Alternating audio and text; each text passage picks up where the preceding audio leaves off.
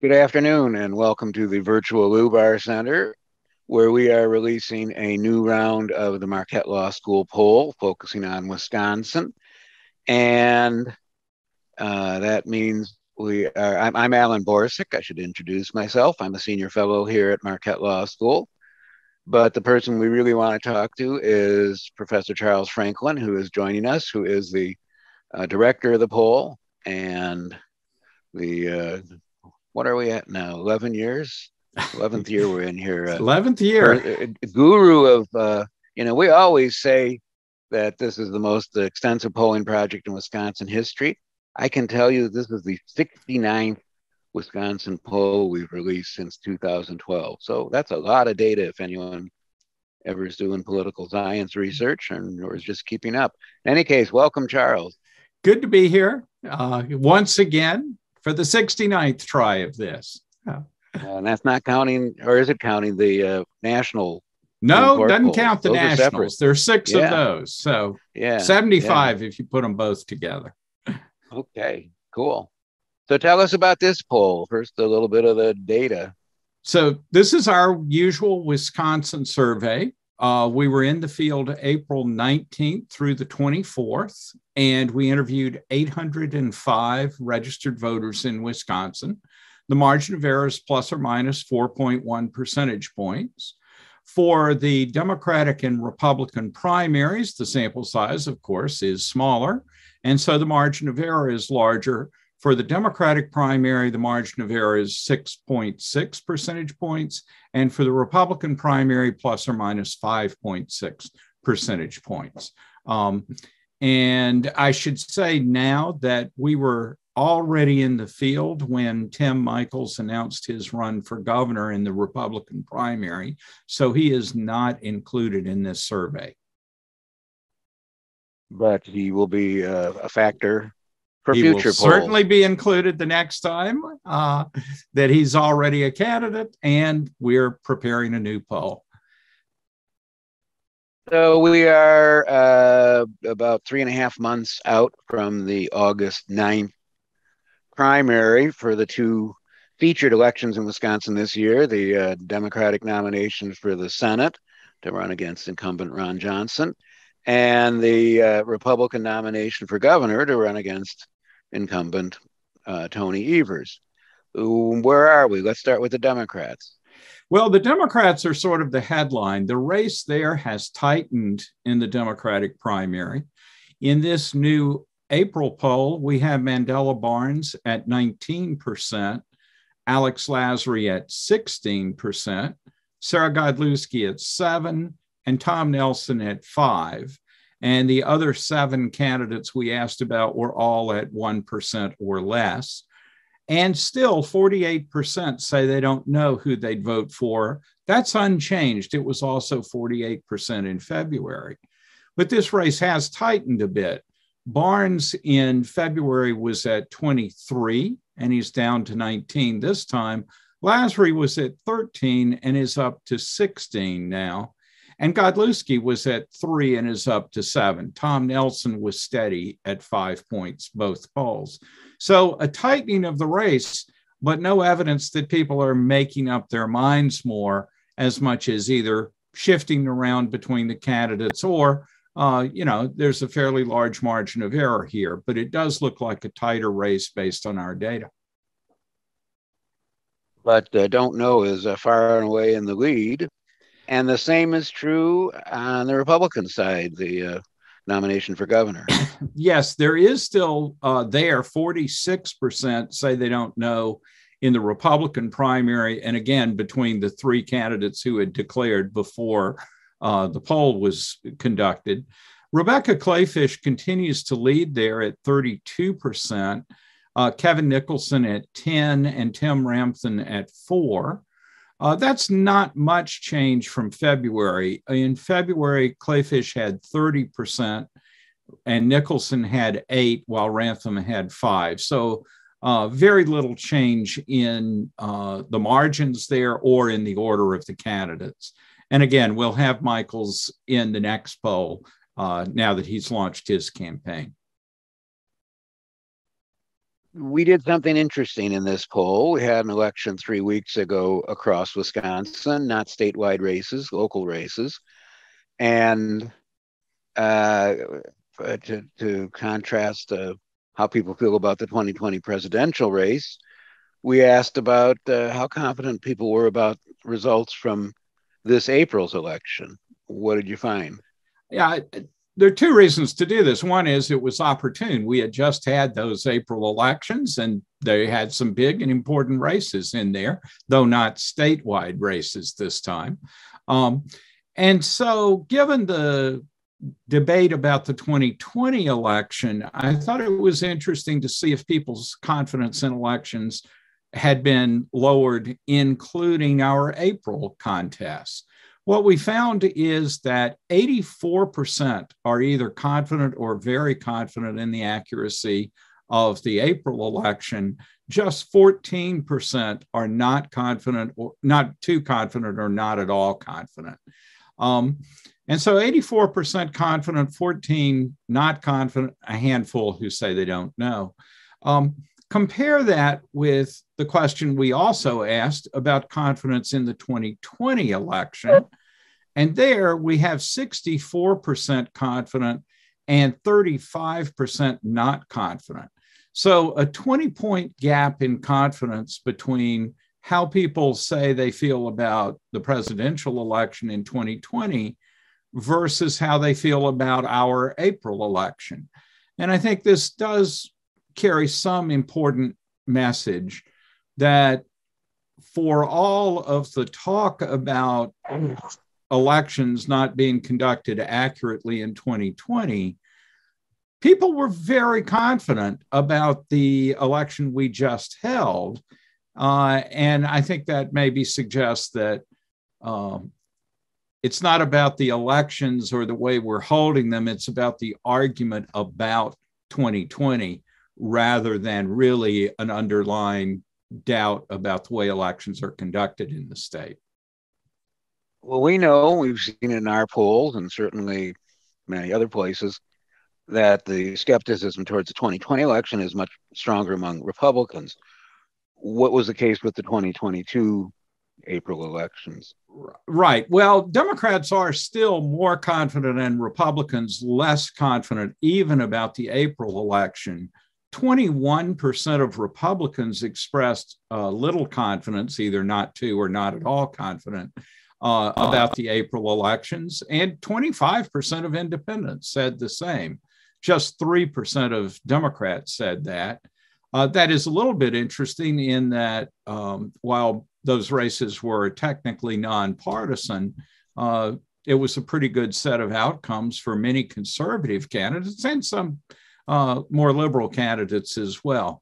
But the doubt about elections does carry over. Having said that, let's compare Republicans who aren't confident in April at 21% with Republicans not confident about 2020. That's 62% of Republicans not confident about the presidential election. So 3 times more Republicans say they're not confident about 2020 as say the same about 2022. So again, we've had well over a year now of allegations about election fraud and findings by courts and others that the elections weren't fraudulent. But all of that revolves around the 2020 race. And I think this is evidence that that doubt really doesn't carry over to the way we conducted the April elections, at least. And importantly, in the absence of anyone claiming that the 2022 April elections were fraudulent. We haven't heard that message at all that I'm aware of, as opposed to what we've certainly heard of a lot of that message about the 2020 presidential. Speaking of 2020, we asked what people thought of the Gableman investigation of the soundness of that election. Yes, this investigation's been going on for a number of months now and has certainly been in the news a fair bit. But the overwhelming finding is that over half of the public say they haven't heard about the investigation or haven't heard enough to have an opinion about it. 57% this month said they hadn't heard enough, and another 2% said they didn't know. 13% had approved of the job Gableman is doing. 27% disapproved. But I think here again, we find something a little surprising and a little curious. Republicans, who are by far most concerned about 2020, are the least able to give an opinion about Gableman's investigation.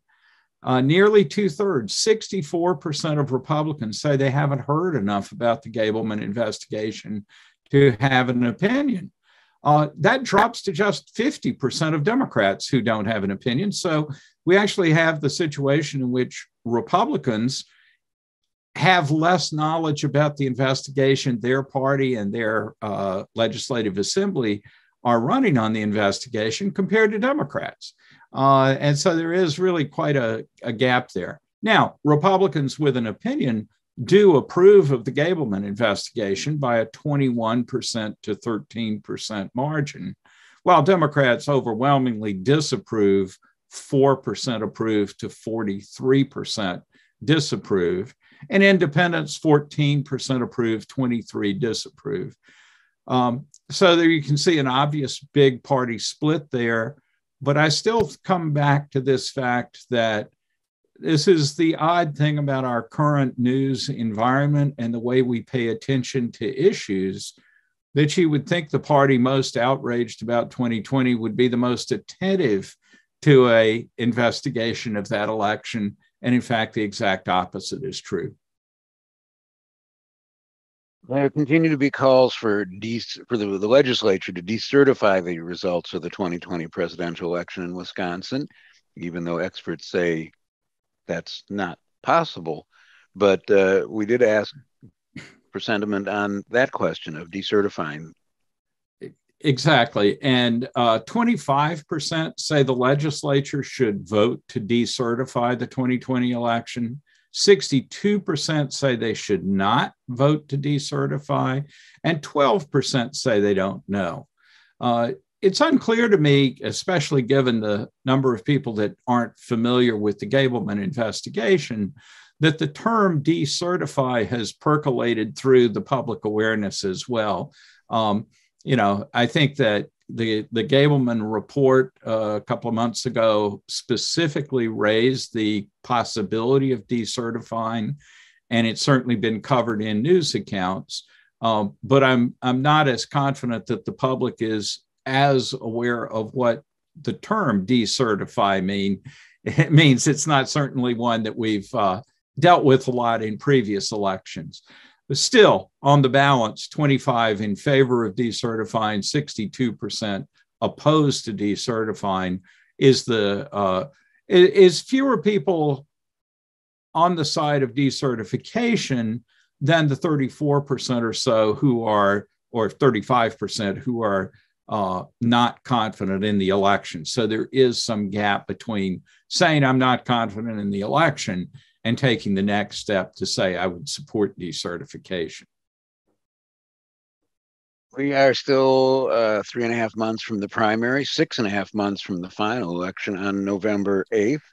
What are the indications about enthusiasm for voting among Wisconsin voters? I got to tell you that Wisconsin people like to vote. It's pretty impressive in our data and in our turnout statistics. And in this survey, 57% of Republicans say they're very enthusiastic to vote in the fall. And the same number, 57% of Democrats say they're very enthusiastic. The previous couple of months, Republicans had about a 2 or 3 point edge in enthusiasm, not very much, but some. And here you can see it's dead even. If we look back to 2020, enthusiasm was higher. Turnout is always higher in presidential races. But in that 2020 set of surveys, we had 67% of Republicans very enthusiastic, 69% of Democrats very enthusiastic. So again, pretty close to one another. we'll see. It's still those 6 months until Election Day. But at the moment, we're seeing an equal partisan engagement in this year's election, something that national polls have raised doubts about in other states or nationally. But our results this year have been pretty consistently either dead even as this time or within 2 or 3 points of one another. One might think, I would be among that one, that the people with the most confidence in the outcome of an election would be the most, that the accuracy of the outcome being, the votes being counted, they would be the most enthusiastic about voting. And yet we don't find that, do we? I was going to say, you matched it up and came up with a surprising result. Yeah. Now here, Democrats are overwhelmingly confident in the 2020 election, well over 90%. And so it's not very interesting to look at that. But among Republicans, where these doubts are very substantial, the relationship is actually the opposite. The people who are least confident in the election in 2020 are the most enthusiastic about voting. And those most confident are the least enthusiastic. So among Republicans who are very confident, 46% say they're very enthusiastic about voting in November. But among Republicans who are not at all confident in the election, that's 69%. Quite a gap between 46 and 69 based on the on the confidence of the election. I think this simply shows that the stories about the 2020 election have produced a lot of emotion, anger, engagement among Republican voters. And those Republicans who actually think the election was probably conducted pretty accurately, maybe are a little bit put off by that and a little bit removed or pulling back from participation in this fall's election. We'll see. It may be that these numbers balance out by the time we get to November, but it does raise a question. About a third of Republicans are pretty confident in the election outcome. If their vote turnout were to drop as much as these numbers are suggesting, that might remove them from the November electorate if they feel uncomfortable supporting candidates who have pushed hardest on the elections being fraudulent. Conversely, when we look to the primary, this certainly points to high turnout in the primary, coming heavily from those who are most skeptical of the election and are most engaged by the argument that the election was not conducted accurately. Democratic incumbent Governor Tony Evers. How are people feeling about how he's doing? We asked several questions about him. First, the standard job approval. He's at 49% approve, 43% disapprove. In February, it was 50 approve, 41 disapprove. So 1 point down on approval, 2 points up on disapproval. Modest change, but still net positive, more approval than disapproval. Our October survey last year was the only one since Evers has been in office where he had more disapproval than approval. That ticked back into positive territory in February and now is still positive this month. This time, we also asked about his handling of a couple of issues. One was the coronavirus. 60% approve of how he's handled coronavirus, 38% disapprove. When we asked in October, when the epidemic was higher and we had more cases and deaths in the state, 53% approved, 40% disapproved. So he was still net positive in October, but you can see that's bumped up by 7 points in approval now with cases at a low level. Education, of course, has also become an issue. It was one that Tony Evers was very connected to and concerned about in 2018 and as governor. And education around the country has become a more potent issue in partisan elections. On this one, 51% approve of how Evers is handling the issue of education, 38% disapprove, and 11% on this one say they don't know. So still some positivity there. Excuse me. The last two things we asked about with Evers are favorability. 47% have a favorable view, 42% an unfavorable view of him, and 7% say they haven't heard enough, and another 3% say they don't know. And then we asked a question that we've asked about candidates off and on for a number of years. Is Tony Evers someone who cares about people like you or not? 54% say he's someone who cares about people like me. 40% say that does not describe him. He does not. And 6% say they don't know. Turning to Senator Ron Johnson, Republican incumbent in the other high-profile race, do people think he cares about them? Yeah, and so we mirrored that question for Senator Johnson. 39% say he cares. 50% say he does not. I should be clear. The question is, does the phrase cares about people like you describe Ron Johnson, or does it not describe him? So saying it doesn't describe him is not saying that he aggressively does not care. The same with Tony Evers. So I've used a little bit of a shorthand to phrase these. In any case, 39% cares, 50% does not care for Johnson. Now that's shifted a bit. We asked about this question about Senator Johnson in October 2016, just before he won re-election to the Senate then. At that time, a higher percentage, 43%, said cares, and a lower percentage, 39%, said that cares about you does not describe him. So he has seen some real shift in those saying cares about me does not describe Senator Johnson. We don't have comparative data on Evers from a previous survey. Excuse me. Favorability on Senator Johnson. Here he's still underwater on this. 36% have a favorable view of the senator, 46% unfavorable, a net of -10. In February, it was 33 favorable, 45 unfavorable, so a net of -12. So a little bit of an improvement on that from -12 to -10, but still underwater. We've also seen a little bit of growth in people having an opinion about Senator Johnson. 14% now say they haven't heard enough. That was 17% in February. And this contrasts with in 2019 or 20, when his rate of haven't heard enough was in the high 20% range. So as we're moving into the election year, people do seem to be forming opinions of Senator Johnson at a higher rate than they were, let's say, a couple of 3 years ago between election times.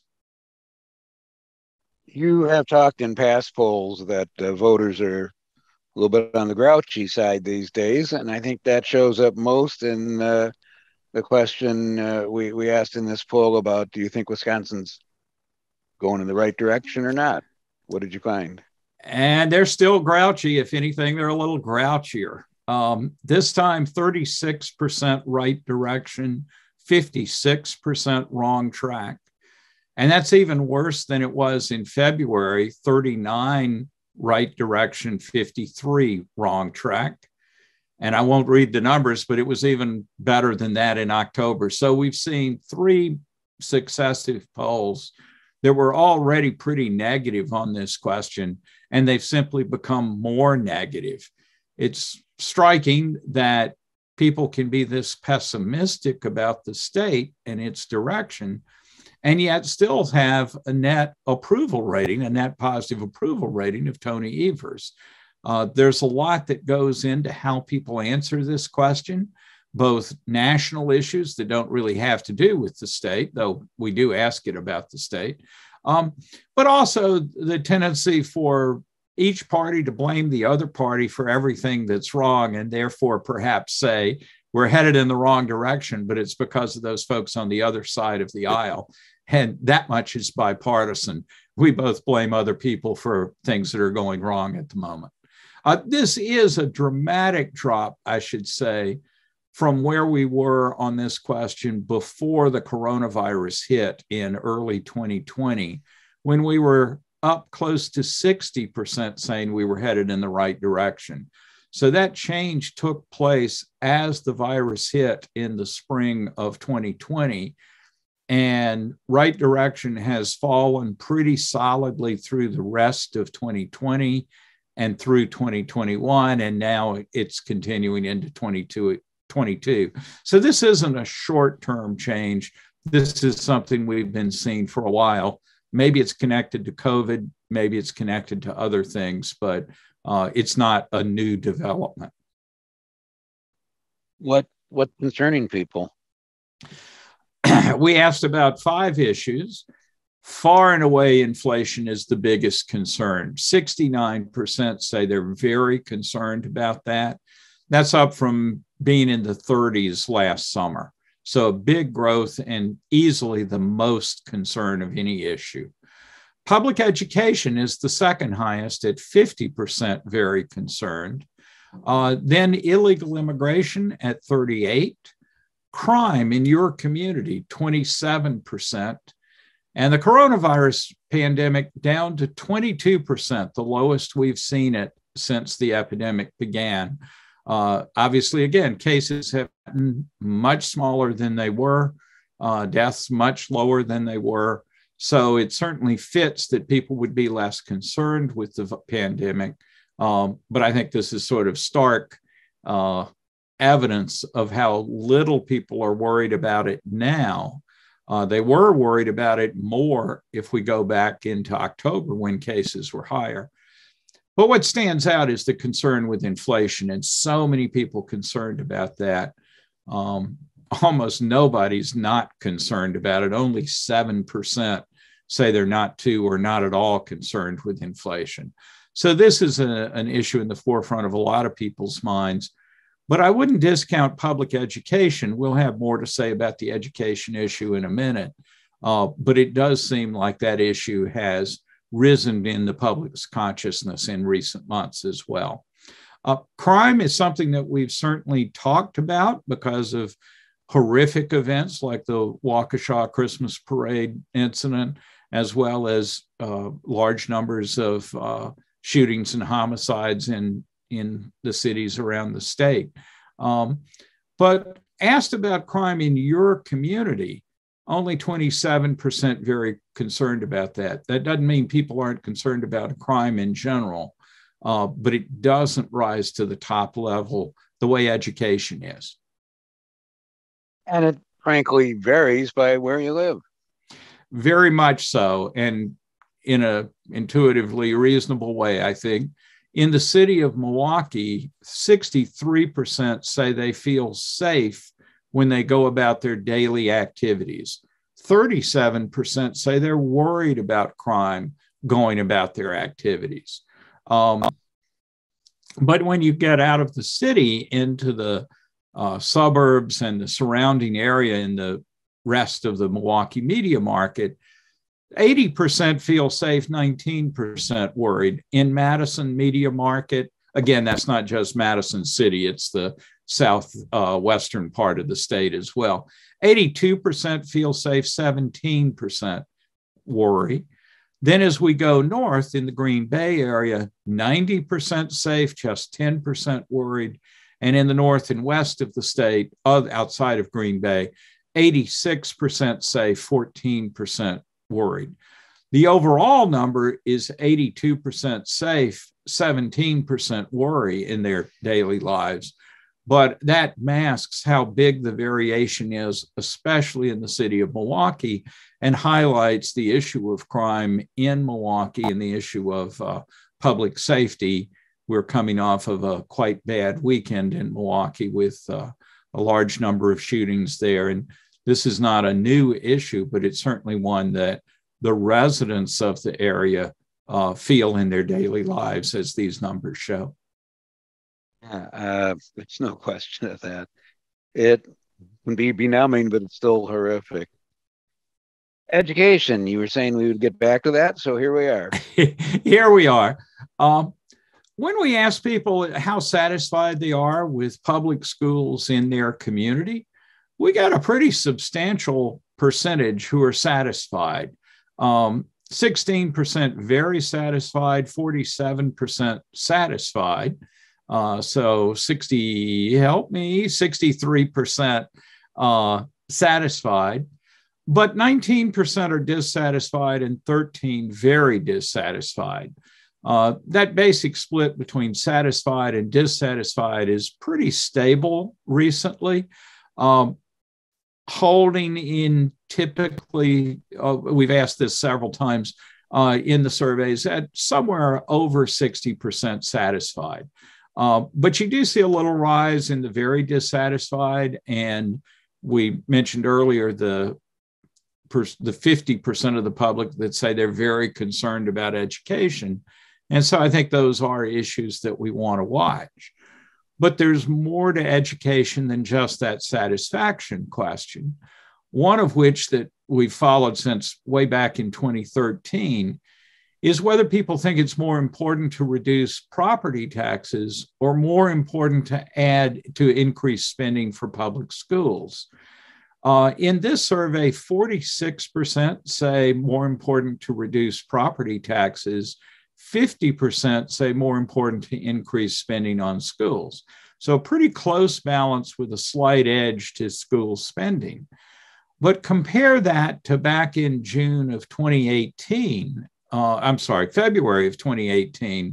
when just 33% said reduce property taxes, 63% said increase spending on public schools. Now, that was the high watermark for increased spending and the low watermark for property taxes. Concern for property taxes has gradually but pretty steadily worked its way up since 2018, up 13 points from 33 to 46. And the commitment to more spending on schools has fallen by 13 points from 63 back in 2018 to 50 today. So I think we are seeing a real evolution in how people think about this. That may be partly due to property taxes, partly due to education spending, but I think it bears watching. This is obviously a perennial issue that comes up at least every 2 years in the state budget debates, and will come up again next year when we get a new budget in the spring next year. So I think this is worth paying attention to and what it says about the evolution of commitment to public education versus concern for property taxes, something that shifted dramatically after 2015 in favor of school spending, but something that's worked its way down a lot since then. The legislature, both houses with Republican majorities, recently approved bills that would substantially increase the number of private school vouchers, of eligibility for people to send their children to private schools using state-funded vouchers. Governor Evers, Democrat, vetoed that. What's the sentiment on that issue overall? 58% favor expanding vouchers statewide and without income restrictions. 33% are opposed to that, and 8% don't know. Interestingly, of those people who say they're satisfied or very satisfied with their public schools in their community, a majority, 55%, favor voucher expansion. And of those who are dissatisfied with the schools, a much higher 69% favor vouchers. So this is not an issue that is only part of those who are dissatisfied with the schools. Now, I'll say that our question simply asks about expanding it. It doesn't ask, as we have sometimes asked in the past, about what are the trade-offs of expanding vouchers and what would that do to public school funding? What would it do to private schools that get the vouchers? Those kinds of questions. So we'll probably dive deeper into this, but this is the second poll in a row that we've found more than majority support, somewhere around 58%, for expanding vouchers statewide and paying for them with public funds. So we'll watch this. It's obviously already a lively legislative issue as well, so merits attention on those grounds as well.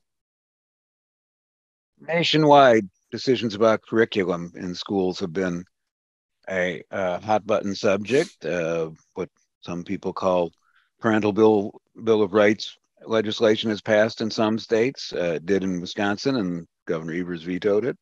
Who do people think should decide the curriculum in schools?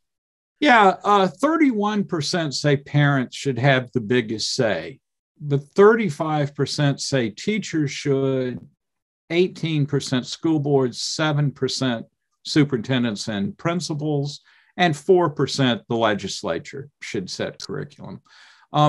These numbers are pretty similar to what we found 2 months ago, so it looks fairly stable. And if you divvy it up as parents versus education professionals, a lot more people say education professionals. If you say parents versus teachers, it's pretty close between those two. Another issue that's not likely to go away in the short term. Ironically, neither parents or teachers have much voice in curriculum. Actually, it's school administrators, school boards, and the legislature, which only account for less than 30% of the responses here. I mean, yes, that's the fact of who's making decisions on this. I will confess to our viewers out there that I had to ask you, who does make curriculum decisions? Because even though my child spent 12 years in the public schools here, I really didn't know the answer to that. That's the answer I would give. I try to watch these subjects. Guns. Another hardy perennial. Perennial. If you go way back to 2012, when concealed carry had not yet passed the state legislature and been signed into law, public opinion was pretty split on the issue of being able to obtain a license for a concealed handgun. Times have changed dramatically on that. 69% favor being able to get a license for concealed carry, 26% oppose, 5% say they don't know. But we've seen efforts in the legislature to pass a bill that would provide for unlicensed concealed carry. This is sometimes called constitutional carry. And what it would say is everybody has a right to carry a concealed handgun, and they don't need a license to do so. Only 16% favor that, and 82% oppose. So I think it's striking here, 69 in favor of licensed carry, but only 16% in favor of unlicensed carry. So quite a gap between those two. We have seen a number of states around the country move to this unlicensed carry law, the constitutional carry law. So many states have implemented this, but at least in public opinion here in Wisconsin, it's really overwhelmingly opposed at this point, while the public is strongly in favor of concealed carry with a license. One of the most fascinating and momentous, I'd even say, trends in poll results, both in our polls in Wisconsin and nationwide, going back roughly a decade, is change in opinion on same-sex marriage. Where are we standing on that now? We've seen a big trend over a long period of time, but nationally as well as here in the state. So we asked about it this time. 72% favor same-sex marriage, 19% oppose, favor it being legal, I should say. 72% in favor, 19 opposed. When we first asked about it in 2014, it was 55 in favor, 37 opposed. So quite a change. But there's also been a big change by party. Back in May of 2014, 30% of Republicans favored same-sex marriage, 63% opposed. But today, it's 58% of Republicans in favor, 31% opposed. For independents, it was 43 in favor to 29 opposed, and now it's 82 in favor, 9 opposed. And for Democrats, 77% favored it in 2014, 19 opposed. That's now 84 to 8. So the shift in opinion on this is dramatic, and it's dramatic across party groups and includes a solid majority of Republicans now. One of the questions and one of the reasons to ask this was, we have seen other states pass bills that restrict discussion of sexual relationships and sexual identity in schools, public schools.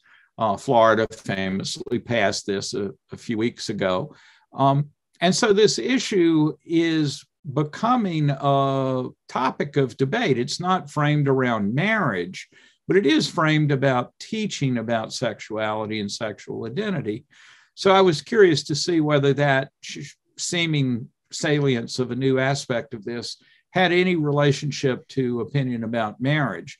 And I think the results pretty much speak strongly for themselves.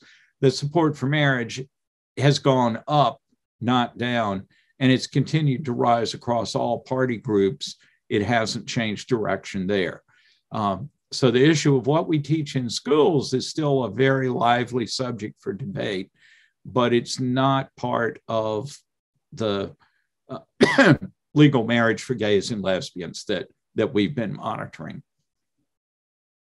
Let's turn to immigration issues. Excuse me.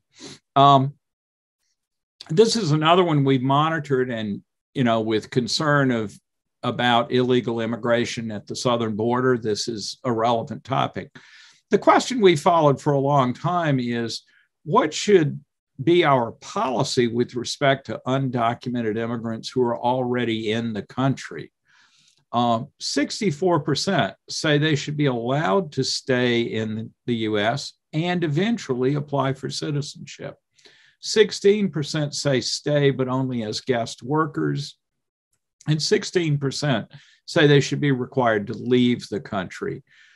That's been pretty stable. We've seen over 60% supporting permanent residence and a path to citizenship for a long time. But what we see here is a pretty dramatic difference between those people who, on our earlier question, said they're very concerned about illegal immigration, and people who are less concerned than that. They might be somewhat concerned or not too concerned or not at all concerned. But among those who are very concerned, only 34% say stay and a path to citizenship. Excuse me, I should have gotten my water glass. 34% say stay and apply for citizenship, 23% stay as temporary workers, and a full 38%, the largest group, say they should be required to leave the country. In contrast, even those just somewhat concerned, 74% stay and apply to citizenship, and those not at all or not too concerned, it's over 80% stay. So a real gap here. It's clear that there's a significant group who are very concerned about illegal immigration. And for them, their views of immigrants who are already here in the country, undocumented immigrants, is very different than it is for other folks. And so here again, we see the kind of divide in the country on a particular issue, but one where the opinions are really sharply divided. When we look at it by party, independents are 62% in favor of staying and a path to citizenship, 83% of Democrats. That drops to 47% of Republicans. But among Republicans, 20% would allow undocumented immigrants to stay and as guest workers, temporary guest workers, and 28% would deport or require them to leave the country. So there are partisan splits here, but even among Republicans, nearly half see a permanent residence and path to citizenship as an option. Look at the opinion people have of a list of elected officials, starting with the President of the United States, yes, Joe Biden. We monitor these folks every poll, and so let's monitor them now. President Biden's job approval is at 43 approve, 53 disapprove, 10 points underwater. In February, it was 43-52. In October, it was 53-43. But those have dropped considerably from where he was in August last year at 49-46. So the same trend that we've seen in national polling, that the president had positive job approval numbers through June and July, but that dropped off sharply in August and September and after. And we see that in our data here as well.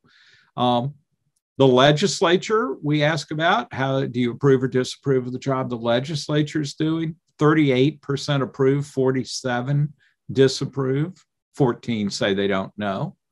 Favorability of Tammy Baldwin, the other U.S. senator, 43% favorable, 36 unfavorable, 17 haven't heard enough. So a bit net positive, and she was almost the same in February. Assembly Speaker Robin Vos, the powerful leader of Republicans in the Assembly.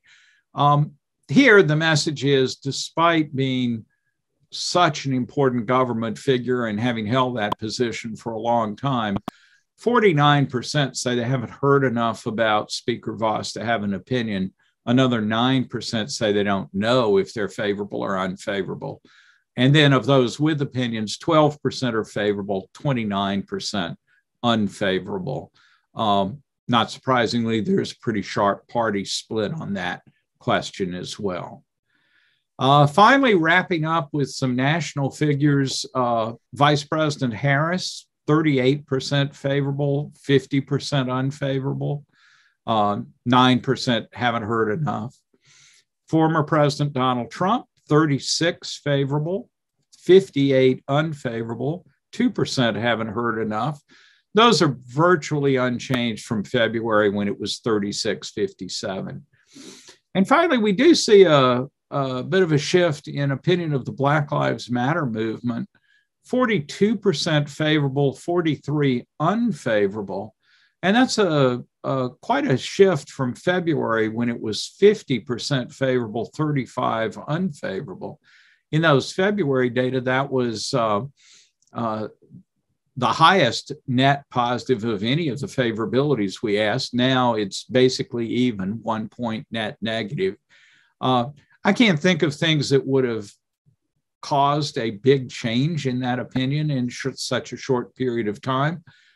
So I think this one will wonder whether the very high numbers in February were an outlier or whether the very even numbers this time are the outlier.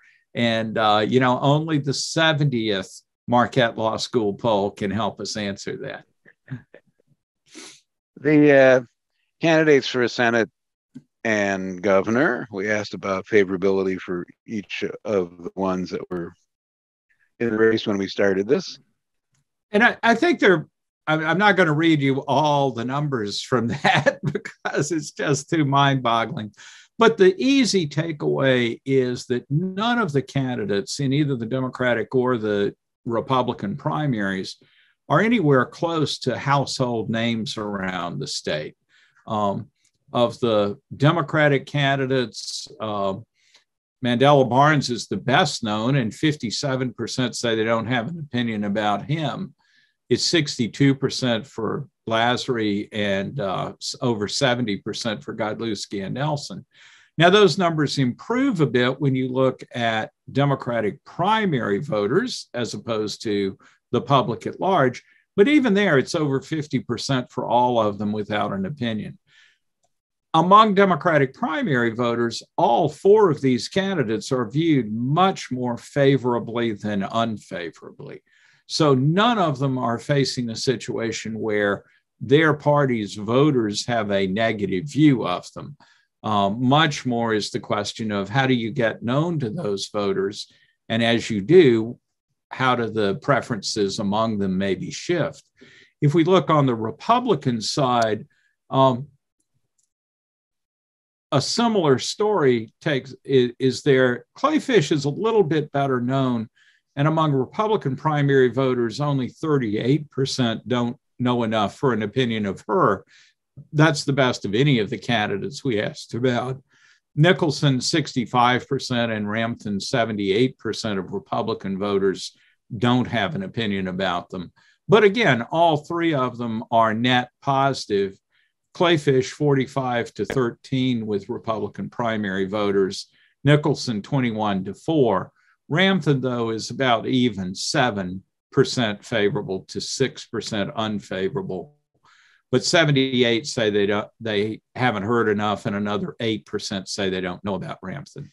And so we say sit back and wait for the next poll in June, and let's see who has gotten better known and whether the shifts that we saw in the Democratic primary hold or continue, and what happens in that Republican primary with the surprise entrance of a new candidate this late in the game. Well, lots to digest here and lots to come still. In the end, don't know will not win the primaries for either the senator or for the governorship. And people will make up their minds, and we will stay on top of it. That I'm sure will be true. So great thanks to you, Dr. Franklin. And I should add kind words for the data guy we use, John Johnson, who's so good at this, for keeping us informed and putting it out here in ways that people can see it and understand it. And for rich details on it, go to the Marquette Law School website for the poll, which is law.marquette.edu/poll. And tune in again in, I don't know, a couple months, I believe, and we'll have more for you. Thank you very much, Charles. Thanks, Alan. Take care.